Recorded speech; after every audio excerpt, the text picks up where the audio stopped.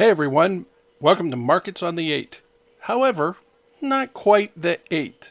We said schedule this one a little bit out of sequence. Donna's been in Italy. I've been really busy. We recorded this a little bit early so that when we return together, next episode we can talk about Donna's adventures in Italy. So here we are, Markets on the 8th, less one. Enjoy the show. Welcome to Real Siblings, It Ain't Easy, a real estate podcast with the goal to educate, inform, and save their listeners time as they navigate the market and properties in their neighborhoods. Get ready to join real-life siblings and professional real estate advisors, Donna Reed and Eric Seemann, as they discuss how it may be simple, but it ain't always easy. Every time I think about the places I have known, I realize that times have changed. So I'll do what I can to make this house into a home. Yeah. Hi everyone, thanks for joining us. I'm Eric, she's Donna, we're the Real Siblings, and we are the hosts for this unconventional, unique, and entirely unusual real estate and lifestyle podcast. We take them both, we put them in a blender, we hit that power on button, and we make an amazing concoction. Did you just write this? Making it up as I go. We are here to work to communicate, educate, connect, and entertain our listeners. The topics always vary, our conversations go in many directions, and as you can see, we might be on something that's a little bit more real estate based today. So welcome. Thanks for joining us. And Donna. Hi, everybody. So guess what we're going to talk about today? Numbers, my favorite thing. Market on the 8th. If you paid any attention to last month, it was very clear that I do words. He does numbers way more than I do. But we do think that it's important on a regular basis to let you know some of the numbers and what's happening. If you're watching, I put my backdrop up, which is the cover page of a new MLS website for us, which I love because it's big and bold and obvious what the June stats were here. I really enjoy that. I prefer that to digging to find one number. So, So again, Eric and I just had a brief conversation and talked about what's happening in our cities, because we live in cities of comparable size, it always seems, and yet schools are very different with how many are there. Age brackets are different, price points are different, and so you want me to go ahead, Eric, and talk a little bit about what I got behind me? You go ahead. Talk about your change to your MLS screen. I'm leaning over, just so you know, in case you're watching, and if you're listening, you don't care about that at all. But I just pulled up the June stats, and our median sales price was $363,500. The average was $438,37. So big difference between the median and the average. That's a bigger variance than what yes you normally have. You are correct. And I think based on what I have seen is that some of the higher end homes, if they're cash buyers, if they have the money, they're just going. The middle ones and the lower end, that 7 or 8% interest rate really affected the first time buyers. So some of the ones that qualified for a home 6 months ago or a year ago, all of a sudden they couldn't. And as a result, we sold a few less on that end, right? So that average becomes substantially different. And the median days on market, this goes to that same point, was 21. The average days on market was 42. So again, double, right? Just to think about that between the median and the average. So where were you? You just pulled up June in and this is all of Southern Arizona, you guys. For those of you that listen, we talk about me being in Tucson. And I am, and Tucson has a suburb called Vail, and one that's Marana, and one that's Oro Valley. But our MLS goes pretty far south. It's quite substantial. Maybe sometime I'll take a picture of the area that our MLS covers and use that. Because you said it goes all the way to the border. Yeah, it goes down as far as, and then when we get to Douglas and Sonoyta, we get into another MLS system down there. So, and Sierra Vista. I said Sierra Vista earlier. That was a lie, just so you know. So is there an overlap? Do agents who live and work down in and are members of that MLS also participate in the Tucson? Yes, absolutely. And that's like Casa Grande. So Eric, the other Eric that I have been working with, Romero, that confuses everyone. He's from Casa Grande, and he grew up there. So even though he's living in Tucson, he joined the Phoenix, which is Armless, ARMLS. We are TARMLS or MLS SAZ now, multiple listing system of Southern Arizona. But he did both because the signs where he lives are from both systems. All right. Is any of that name change related to anything to do with settlement? Settlement. The naming. So, I mean, you have these recent changes. We know there are mandated changes coming up to the multiple listing service. Oh. Based on the National Association of Realtors settlement with the case out of Missouri. Actually, so the answer to that is no. I said TAR MLS because that is still what I use when I log in, but we became MLS SAZ, the Multiple Listing System of Southern Arizona, a good couple of years ago. And if you think about it, we are Southern Arizona. My company is Keller Williams Southern Arizona, not just Keller Williams Realty or something like that. And my office, that's my name. That's what I put on my contracts. It didn't say Keller Williams Tucson. Okay. Well, I have to ask the question. Now that we said that border, what about the New Mexico, Arizona border? Do you guys go that far to the east? No. Nope. What drops off and breaks off there? Is there an MLS, or is that remote enough that it's independent brokers that are kind of managing it on their own there? The answer is that Keller Williams doesn't have anything over there, but yeah, a lot of independent brokers. Once you get past, Benson and Wilcox and stuff, which are within an hour or so outside of Tucson, once you get further on, they're going to be kind of smaller local. So you don't get to list Tombstone? I could if I wanted to. And there are people who do, but usually they're people that grew up there that know it or grew up with ranches around there, things like that. I'm not going to, unlike you, who's kind of in the boonies. I will go anywhere and do anything. Go anyway. You're right.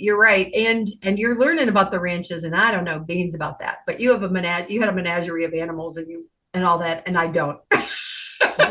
Yes. So you used median and average, and we talked about the difference. And I'm just going to say, following our last market episode, our brother, who is a listener, Ken, we've mentioned him before, did not feel like we explained that. May have articulated and explained enough the difference between the median and the average. And there's a certain amount of, we assume, some basic mathematical background for most of our listeners. That's true. Not everybody deals with averages and medians as frequently and as commonly as we do. We're sorry if we did not express that well, but the average is just that. If there are, so for me, as I'm looking at my screen right now, we had 3,184 homes sell last month. Those prices altogether divided by 3,184 is going to give us the average price. The median price is the one that is center mass of those 3,184 transactions. And where are you? Where are you guys with price? We are at 312,000 as a median price on that 3,184 units sold. Yeah. Last year, this time, we were $315,000. $315,000. Man, I said that terrible. $315,000. Okay. So we're down median price by about $3,000. Okay. What about your averages? You know what? My system and what I'm looking at right now doesn't have averages, so I didn't calculate averages. But what I'm looking at is the big change for us is months of inventory. The total number of transactions year over year, again, not that dramatically different, but months of inventory last year, this time, 3.5 months, now 5.2 months. So we are very, very close within our industry. Figure 6 months is considered to be an equitable or a balanced market, right? Yep. Buyers have a lot more negotiating power than they did when we were strictly transactional during the pandemic, when we started all of this or coming out of it. And Yeah.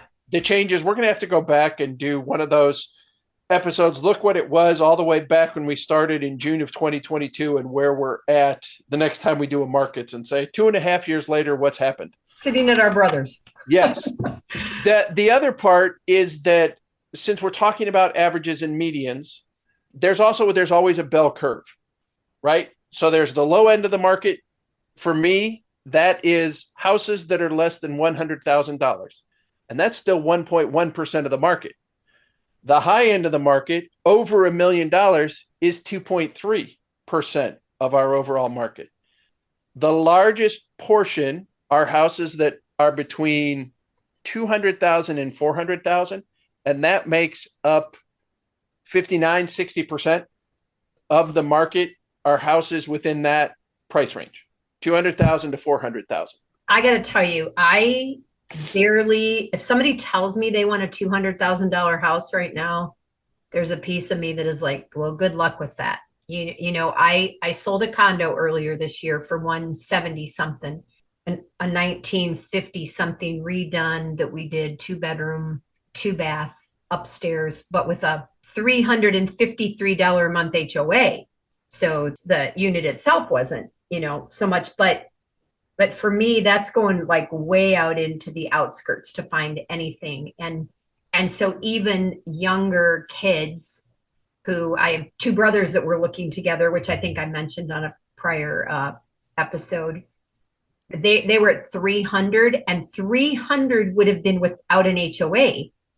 And then that often meant it didn't have a garage or a carport or whatever. So our pricing's just higher than yours, it just is. And Eric, I did pull the averages, so I didn't get some of the other things, that info that you had pulled up, the days on market, I don't have real handy.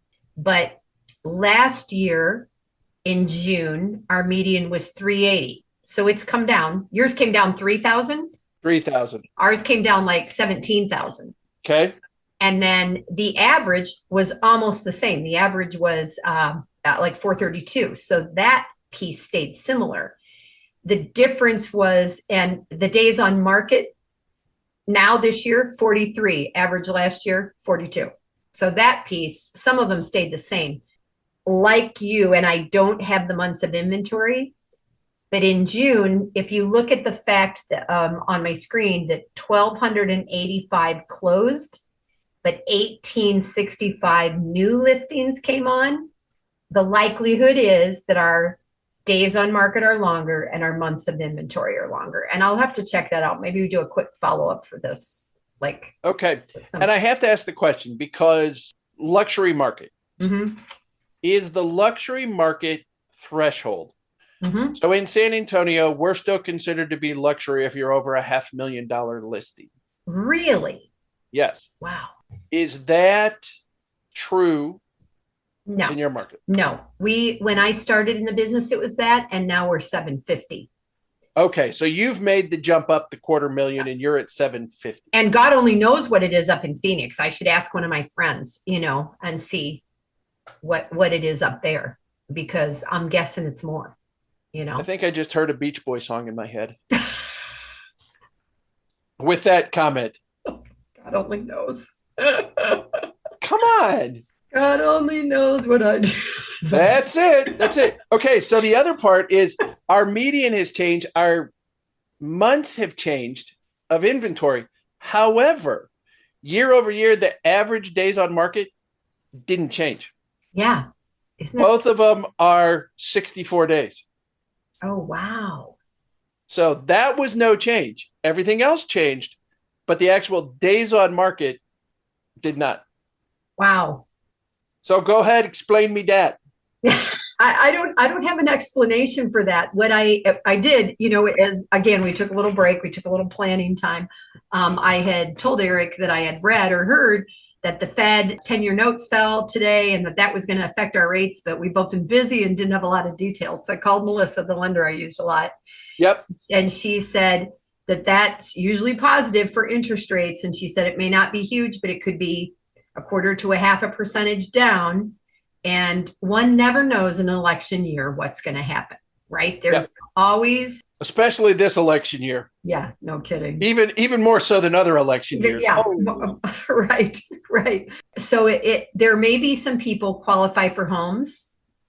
Half a percentage point could make a big difference for some people. It does when it goes up, it could when it comes down, which also means for us that some of the buyers that have been on the fence might decide to buy, which in turn could create competition, which in turn could raise the price. Which could raise the price again. Yeah. Hey, you were talking in our last episode about the house that you have and the school district thing. We were talking school district. Yep. So Eric, we talk a lot about how you're kind of San Antonio and where you are, but I don't know if our listeners know that you're really, really close to being in the hill country, that you take. Yeah, I think there was actually a licensing disagreement. Helotes, which is where I'm a member of the Chamber of Commerce. Yeah. Which is the little suburb north and west of San Antonio, for a while was tagging itself as gateway to the hill country. Okay. However, there is a little town west of Austin on Highway 290, which also decided their moniker or tagline was going to be gateway to the hill country. I think Helotes might have lost. And one's here, and they're both going to the hill. They're both going into the hills. Imagine that. So everybody wants to be the gateway to the hill country. But your listing that you have is closer to Kerrville from you? Is actually in Kerr County. That's what but it's not close to Kerrville. Okay, so how far is that from where you are, which is already a little bit outside of town? Okay, so my drive to get to the property, let's see, 9, 12, 18 miles one way to get to this property. Okay, and 18 miles on country roads versus getting on the highway and going back to town? Yes. Okay. I'm heading the opposite way. So San Antonio, to get to San Antonio, I would be headed south and east. And instead, I'm heading further to the west-northwest. Okay. To get to this listing. In my brain, it's always northwest. I don't think of it as due west, but I have to envision where you are. Well, you go, for the most part, you go straight west. And then you make the turnoff to get to this house. Yeah. And you go 5.5 miles, and that's almost all straight north. Okay. Which is why you leave Bandera County and end up in Kerr County. Got it. And so I'm logistically, because I'm so visual, trying to think about where you are. So from the price perspective and average, and our prices here being higher overall, is that area when we leave San Antonio on the 1604, is that what it is? And stuff, you drive by these monster homes on the one side of the road that look like they're where all the professional athletes live or something. Would that be one of the most and areas? Let's say drop some names. George Strait had a place up there. And what's that area called? The Dominion. Okay. And yes, several of our players were in that area. Okay. Sandra Bullock, Tommy Lee Jones had houses up in that area. As much as there is a celebrity area, right, or that is more along the new money. There are historic districts in towards downtown, which are still old money. That makes sense. I mean, we would have the same thing down by the university and stuff. So you've got that aspect of it. Those are very high end. We've got. What does that mean? What does high end mean in that area? Well, okay. So we have talked previous episodes about HOAs and gated communities. Mm-hmm. This is one of those areas that to get onto the property, you go through a gate. Your ID is checked at the same time you're there. They're snapping a picture of your driver's license or your license plate. Yeah. In addition to checking your ID and making sure you have a specific place to go to. Yeah. Compared to other neighborhoods that you just drive into. Yeah. There's gated communities that if you wait long enough, you're going to follow somebody in and it's gated. did that the other day. Right. Yeah. While I was trying to push the buttons, somebody else opened the gate and I just went in. And the last time I went into one, the UPS guy apparently was a different person on the route and didn't know how to get in. So there's a UPS delivery truck sitting alongside of me. I enter the code and wow, sure enough, that UPS truck just followed me straight on in. Yeah. So are those houses up there, you think $1 million, $2 million? Okay. It used to be very, very exclusive. Right. Those were multi-million-dollar properties. Okay. Multi-million-dollar properties. However, like everything, it's continued to grow and expand and added small garden home areas that you can enter in at $400,000, which seems to go against what the neighborhood was originally intended to be. Yeah. Which was the remote private access, don't bother me, fully controlled, no one's getting in here, to 400,000. And you even get into some of those neighborhoods by what I consider to be like a back gate. Yeah. You know, and I know I'm kind of going off track here a little bit from stats, but it's made me think about it. After I was just up in Phoenix, and it was a Phoenix address, it wasn't one of the suburbs. And then I stopped to see your daughter, Steph. And we were talking about the house that she had lived in that neighborhood that had the great big yard with the great big pool with all the trees, but the house itself was old and was a funky layout, right? It was absolutely.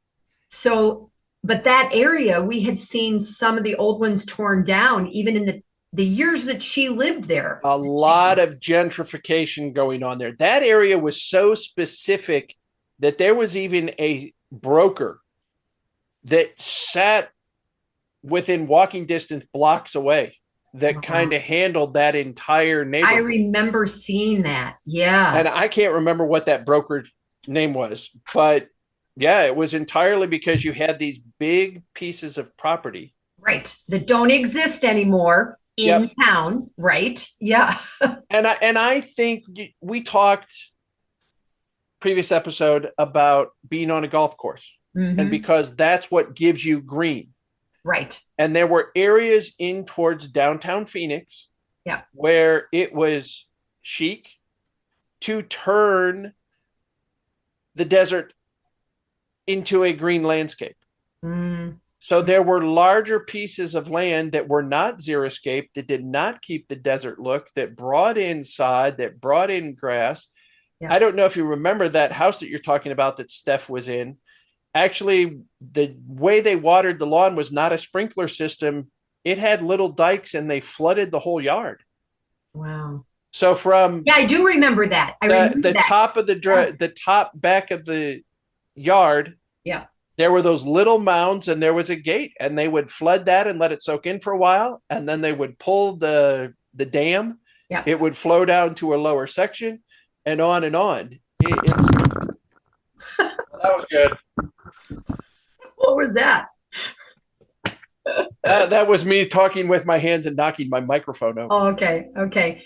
So what's interesting to me, and with numbers and stuff, so our niece Christy, her husband just posted on Facebook that his brother is selling their house. And on our last episode, we talked about the graduating class in that little town in Kansas.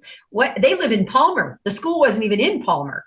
Right. It was in Lynn, right? Lynn. But yes, but his brother's selling a house for $75,000.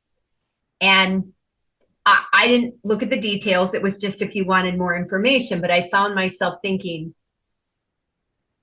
where you live, the life you choose, you know, if you're rural, how rural is rural, you know, and what is the tax base? And you have always preferred being out in the country, and even that has been moving towards you the longer you live there, which is why you bought. Certainly has. I have a new listing that'll be coming up that makes me look like I'm living in the city. Wow. And I already was in town. You know where I'm at. I'm in a townhouse. I'm in town. Nothing around me can change substantially. It is what it is.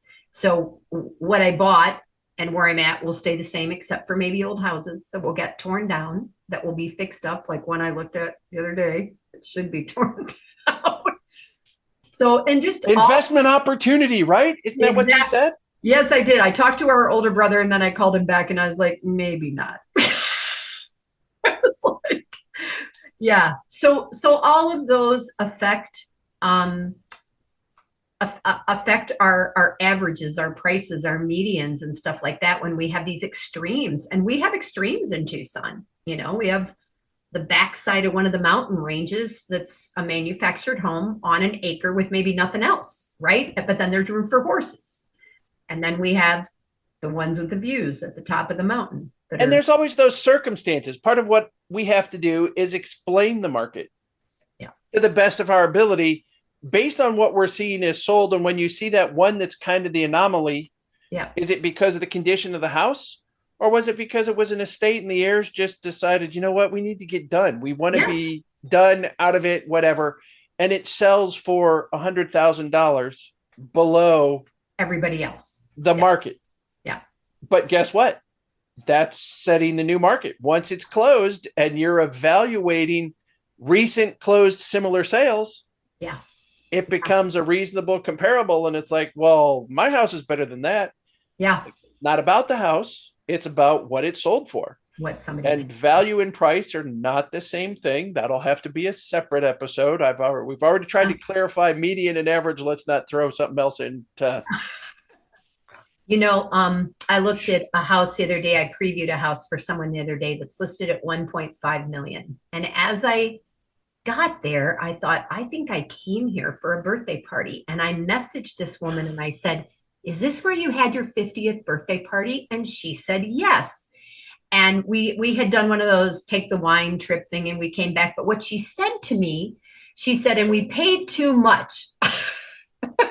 She goes, it should have been, she said there was, a septic and a toilet that didn't work and it was hard to get in and out. And what I thought about, the buyer wants to be close to a hospital.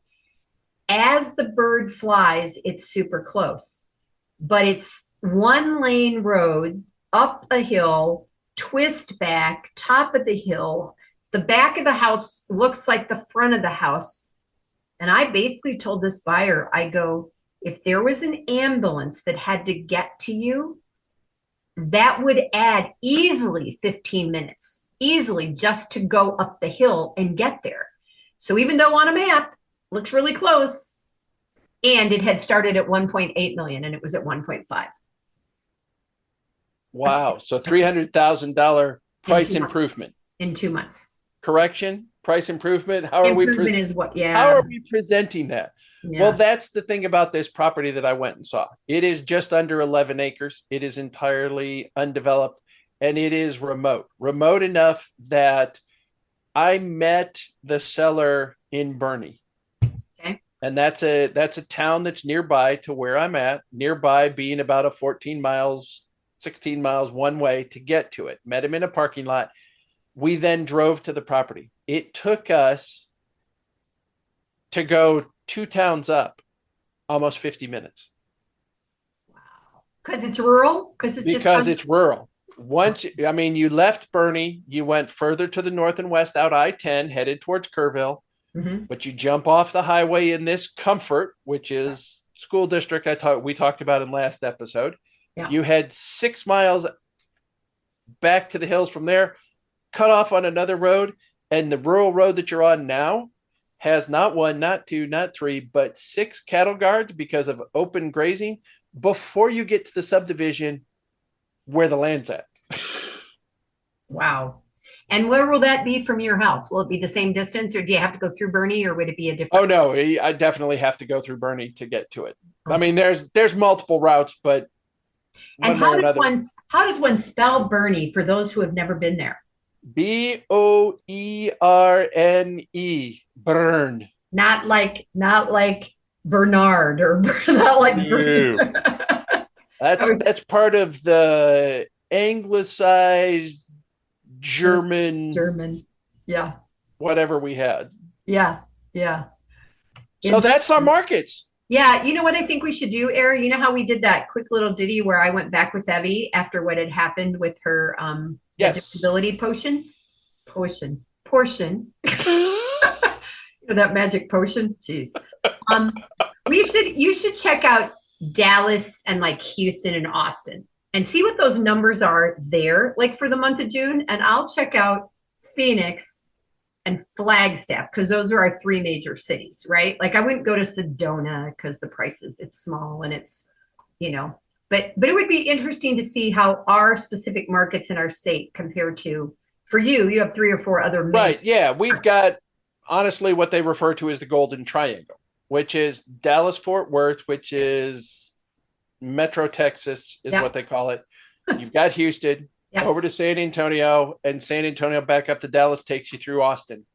Right. So, right. I think it'd be interesting to do that. Maybe we throw together a 7 to 10 minute follow-up because I think it would be interesting to compare the stats. And for me, knowing full well that Flagstaff also can be really expensive because there's nowhere to go. And people are building on the sides of hills and, and stuff. So that amazes me, frankly. So build on stilts, right? Yeah, absolutely. One of Caleb's high school friends is doing that exact thing. You should see here you build on stilts because the waterway suddenly becomes a raging river that's 30 foot deep and wipes your house out. Picks it up and floats it down the river. That does not happen here very often. That's the 100-year storm, and we're going to flood, and we're going to hope that doesn't happen. So, all right. So, anyway. All right. Thanks, everybody, for joining us. My brother's twirling his fingers. Let's wrap it up. As we talked a little bit about the markets, which we've been doing pretty regularly, and what's been happening with price points and interest rates and things in our area. We hope that we entertain you and that we give you a little bit about real estate and a little bit about lifestyle, a little bit. He's making all sorts of signs while I'm trying to do this. Anyway, keep in mind that our goal is to communicate, educate, entertain, and connect with you about what's happening. If you're in Arizona today, we said specifically Tucson, but I serve Southern Arizona. Or if you're in South Central Texas, the San Antonio area, up to the hill country, and wherever else my brother goes, we are both realtors with Keller Williams, and we are here to help you find a place that you can call home and that you can create lasting memories in. So wherever you are in the United States or across the world, we also have a network of professionals that we can refer you to and other professional real estate advisors so that we can help you in other places. Anyway, it may be simple. It ain't always easy. Until the next time, I'm Donna. And I'm Eric. And we are Real Siblings. Hey! So good at this, Eric. Every time I think about the places I have known, I realize that times have changed. So I'll do what I can to make this house into a home. Yeah. I'm Annabelle, and I want to thank you for investing your valuable time in listening to Real Sibling. It Ain't Easy. I hope you found this episode informative and enjoyable. There are several ways you can support this podcast with my Grandpa Eric and Aunt Grandma. Please take the time to like, follow, and subscribe. Additionally, leave them a 5-star rating along with a review on your preferred podcast platform. The final thing I would ask is that you recommend this podcast to a friend, a family member, or an associate. Your engagement is critical to their ongoing success, and they look forward to connecting. Check out the show notes Grandpa put together with their contact information, including emails, phone numbers, and website. And remember, the Real Siblings look forward to hearing from you.